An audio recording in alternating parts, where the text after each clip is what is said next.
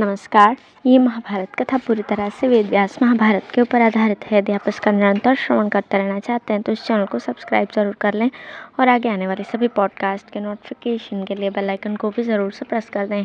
अब हम सुनेंगे हयग्रीव अवतार, नारायण की महिमा तथा भक्ति धर्म की परंपरा का वर्णन। शौनक ने पूछा, भगवान, हमने परमेश्वर के महात्म्य को सुना तथा उन्होंने धर्म के घर में जो नर नारायण रूप से अवतार धारण किया था वो बात भी मालूम हुई। अब हम ये जानना चाहते हैं कि जगत को धारण करने वाले भगवान ने अद्भुत रूप और प्रभाव से युक्त हयग्रीव अवतार क्यों धारण किया था और उस रूप में भगवान का दर्शन करके ब्रह्मा जी ने कौन सा कार्य संपन्न किया। शौती ने कहा, शौनक, भगवान के हयग्रीव अवतार की चर्चा सुनकर राजा जन्मेजय को भी तुम्हारी तरह संदेह हुआ था। तब उन्होंने इस प्रकार प्रश्न किया, विप्रवर, ब्रह्मा जी ने भगवान के किस हयग्रीव रूप का दर्शन किया था, वो किस लिए प्रकट हुआ और ये बताने की कृपा करें। वैशंपायन जी ने कहा, राजन, इस जगत में जितने प्राणी हैं वे सब ईश्वर के संकल्प से उत्पन्न हुए पंच महाभूतों से युक्त हैं। विराट स्वरूप भगवान नारायण इस जगत के ईश्वर और स्रष्टा हैं। वे ही सब जीवों के अंतरात्मा, वरदाता, सगुण और निर्गुण रूप हैं। अब तुम पंचभूतों के आत्यंतिक प्रलय की बात सुनो। पूर्व काल में जब इस पृथ्वी का एक कारणों के जल में, जल का तेज में, तेज का वायु में, वायु का आकाश में, आकाश का मन में, मन का व्यक्त में और व्यक्त का अव्यक्त प्रकृति में, अव्यक्त का पुरुष में और पुरुष का सर्वव्यापक परमात्मा में लय हो गया, उस समय चारों ओर अंधकार ही अंधकार छा गया। उसके सिवा और कुछ भी जान नहीं पड़ता था। उस अवस्था में विद्या शक्ति से संपन्न श्रीहरि ने योग निद्रा का आश्रय लेकर कारण रूप जल में शयन किया तथा नाना गुणों से उत्पन्न होने वाली अद्भुत सृष्टि के संबंध में विचार करते करते उन्हें अपने महान गुण का स्मरण हुआ। उससे अहंकार प्रकट हुआ। वह अहंकार ही चार मुखों वाले ब्रह्मा जी हैं, जो सब लोगों के पितामह और भगवान हिरण्यगर्भ के नाम से विख्यात हैं। उस समय भगवान नारायण की नाभि से कमल प्रकट हुआ था, जिसमें कमल लोचन ब्रह्मा जी का आविर्भाव हुआ। अत्यंत तेजस्वी सनातन देव ब्रह्मा जी ने सहस्त्रदल कमल पर विराजमान होकर जब इधर उधर दृष्टि डाली तो उन्हें समस्त जगत जलमय दिखाई पड़ा। तब ब्रह्मा जी सत्वगुण में स्थित होकर प्राणियों की सृष्टि में प्रवृत्त हुए। वे जिस कमल पर बैठे हुए थे उसका पत्ता सूर्य के समान दैदीप्यमान था। उस पत्ते पर पहले से ही भगवान नारायण की प्रेरणा से जल की दो बूंदें पड़ी थी, जो रजोगुण और तमोगुण की प्रतीक थीं। आदि अंत से रहित भगवान अच्युत ने उन दोनों बूंदों की ओर देखा। उनमें से एक बूंद भगवान की दृष्टि पड़ते ही तमोमय मधु नामक दैत्य के आकार में परिणत हो गई। उस दैत्य का रंग मधु के समान था और उसके शरीर की कांति बड़ी सुंदर थी। जल की दूसरी बूंद, जो कुछ कड़ी थी, नारायण की आज्ञा से रजोगुण से उत्पन्न कैटभ नामक दैत्य के रूप में प्रकट हुई। तमोगुण और रजोगुण से युक्त वे दोनों दैत्य मधु और कैटभ बड़े बलवान थे। कमल के आसन पर विराजमान होकर सृष्टि रचना में प्रवृत्त हुए ब्रह्मा की ओर दृष्टि पड़ते ही वे दोनों कमलनाल की ओर दौड़े। वहां पहुंचकर उन्होंने साकार रूप में प्रकट हुए चारों वेदों को ब्रह्मा जी के देखते देखते सहसा हर लिया। उन सनातन वेदों को लेकर वे तुरंत समुद्र के भीतर ईशान कोण में स्थित रसातल में प्रवेश कर गए। वेदों का अपहरण हो जाने पर ब्रह्मा जी को बड़ा खेद हुआ। वे मन ही मन परमात्मा से कहने लगे, भगवान, वेद ही मेरे उत्तम नेत्र हैं, वेद ही मेरे बल हैं, वेद ही मेरे आश्रय और वेद ही मेरे उपास्य देव हैं। मेरे उन्हीं वेदों को दो दानवों ने बलात् छीन लिया है। उनके बिना मुझे सब और अंधकार दिखाई पड़ता है। वेदों के बिना संसार की सृष्टि कैसे कर सकता हूँ। मुझ पर बड़ा भारी संकट आ गया। इस तीव्र शोक से मेरा हृदय फटा जा रहा है। इस प्रकार विलाप करते करते उनके मन में ये विचार उठा कि भगवान श्री हरि की स्तुति करूं। ये बात ध्यान में आते ही वे हाथ जोड़कर परमाराध्य परमात्मा की स्तुति करने लगे। भगवान, आप हमारे पूर्वज हैं, वेद आपका हृदय है, आप जगत के आदि कारण सबसे श्रेष्ठ सांख्य योग की नीति और सर्वशक्तिमान हैं, आपको नमस्कार है। व्यक्त जगत और अव्यक्त प्रकृति को उत्पन्न करने वाले परमात्मन, आपका स्वरूप अचिंत्य है, आप कल्याणमय मार्ग में स्थित हैं। विश्वपालक, आप संपूर्ण प्राणियों के अंतरात्मा, किसी योनि से उत्पन्न न होने वाले जगत के आधार और स्वयंभू हैं। मैं आपके प्रसाद से उत्पन्न हुआ हूँ। आपके नेत्र कमल के समान हैं।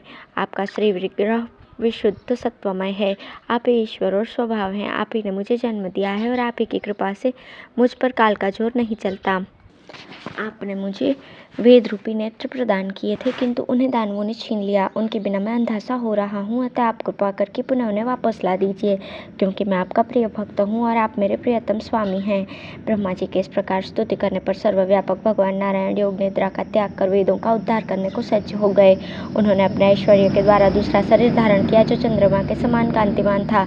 उनका मस्तक घोड़े के मस्तक के समान श्वेत वर्ण तथा वेदों का आश्रय था। उनकी नासिका भी बड़ी सुंदर थी। नक्षत्र और ताराओं से युक्त स्वर्ग उनका सिर था। सूर्य की किरणों के समान चमकीले बड़े बड़े बाल थे। आकाश और पाताल उनके कान थे और समस्त भूतों को धारण करने वाली पृथ्वी ललाट थी।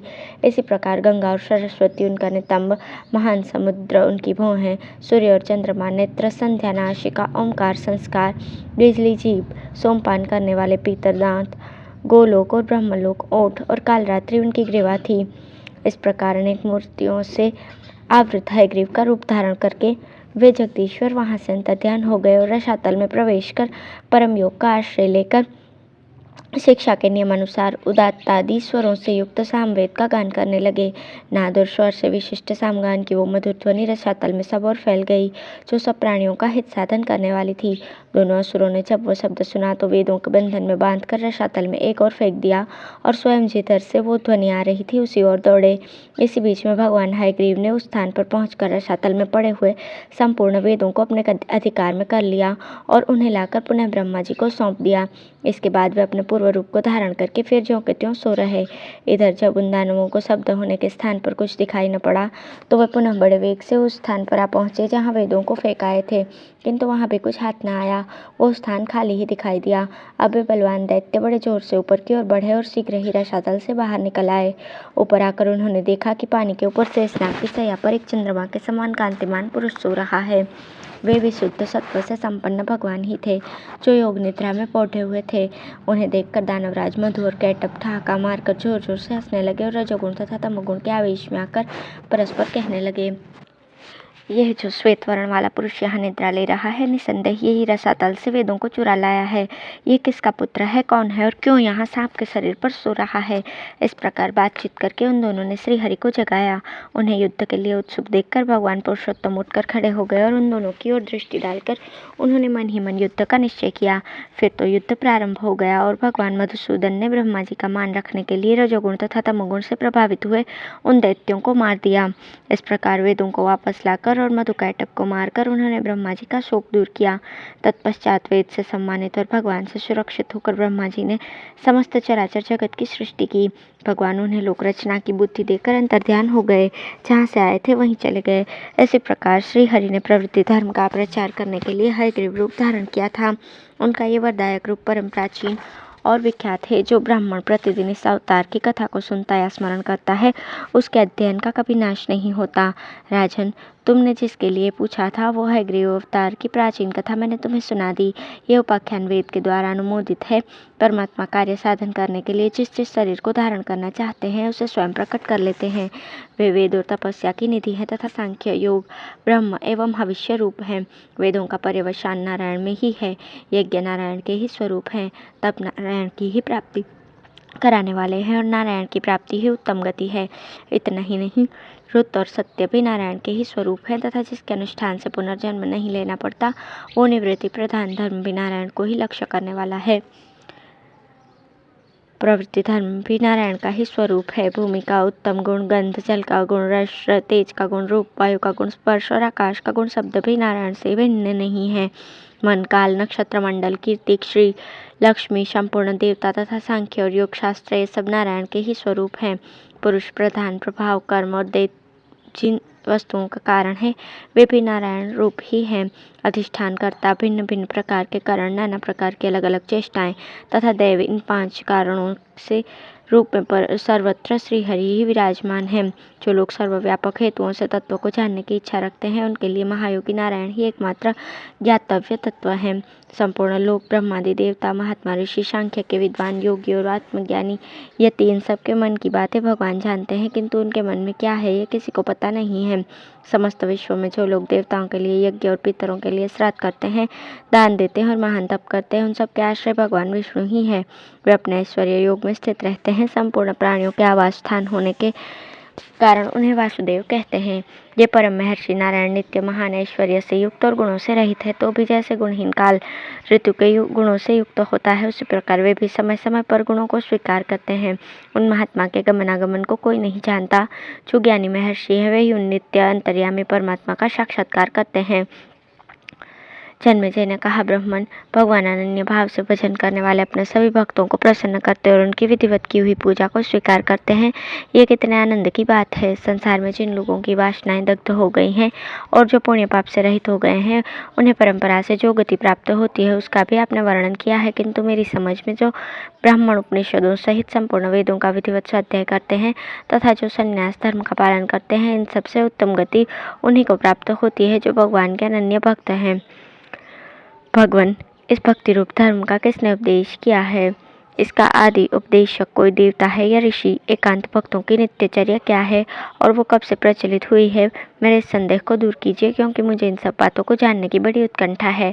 वैशंपायन जी ने कहा, राजन, जिस समय कौरव और पांडवों की सेनाएं युद्ध के लिए कुरुक्षेत्र के मैदान में डटी हुई थी और अर्जुन युद्ध से अनमने हो रहे थे, उस समय स्वयं भगवान ने उन्हें गीता में इस धर्म का उपदेश दिया था तथा सृष्टि के आदि में जब भगवान नारायण ने ब्रह्मा जी का मानसिक जन्म हुआ, उस समय उन्होंने भी अमित तेजस्वी ब्रह्मा जी को इस धर्म का उपदेश देकर कहा था, तुम योगों के धर्म तथा निष्काम कर्म का विधान करो। यह आदेश देकर वे अज्ञान अंधकार से परे अपने परम धाम को चले गए। तत्पश्चात सबको वर देने वाले लोक पितामह ब्रह्मा जी ने स्थावर जंगम रूप संपूर्ण जगत की रचना की। सृष्टि के प्रारंभ काल में जब अत्यंत उत्तम सत्ययुग का आरंभ हुआ था, उस समय ब्रह्मा जी ने दक्ष प्रजापति को उस धर्म का उपदेश किया। दक्ष ने अपने ज्येष्ठ दो हित्र आदित्य को, जो सविता से बड़े थे, ये धर्म बतलाया। उनसे विवस्वान ने प्राप्त किया। फिर त्रेता युग के आरंभ में विवस्वान ने मनु को और मनु ने लोक कल्याण के लिए अपने पुत्र इक्ष्वाकु को उस धर्म का उपदेश दिया। तदंतर इक्ष्वाकु के उपदेश से इसका विश्वव्यापी प्रचार हो गया। जब संसार का प्रलय होगा तो फिर यह धर्म भगवान नारायण में ही लीन हो जाएगा। नारद जी ने साक्षात जगदीश्वर नारायण से रहस्य और संग्रह रहित इस धर्म को प्राप्त किया था। इस प्रकार ये महान धर्म सबसे प्रथम तथा सनातन है। इसके तत्व को समझना और इसका ठीक ठीक पालन करना कठिन है, तो भी भगवान के भक्त इसे सदा धारण किए रहते हैं। इस धर्म को जानकर क्रिया द्वारा अच्छी तरह पालन करने तथा अहिंसा धर्म में स्थित रहने से भगवान श्री हरि प्रसन्न होते हैं। राजन, मैंने गुरु के प्रसाद से अनन्य भक्तों के धर्म का वर्णन किया है। जिनका अंतःकरण शुद्ध नहीं है, उनके लिए इस धर्म को ठीक ठीक समझना कठिन है। एक भगवान में एकांत भक्ति रखने वाले मनुष्य प्रायः दुर्लभ हैं। यदि यह संसार भगवान के अनन्य भक्त, अहिंसक, आत्मज्ञानी और संपूर्ण प्राणियों के हितकारी मनुष्यों से ही भरा रहे, तो सर्वत्र सत्ययुग ही छा जाए, कहीं भी सकाम कर्म का अनुष्ठान न हो।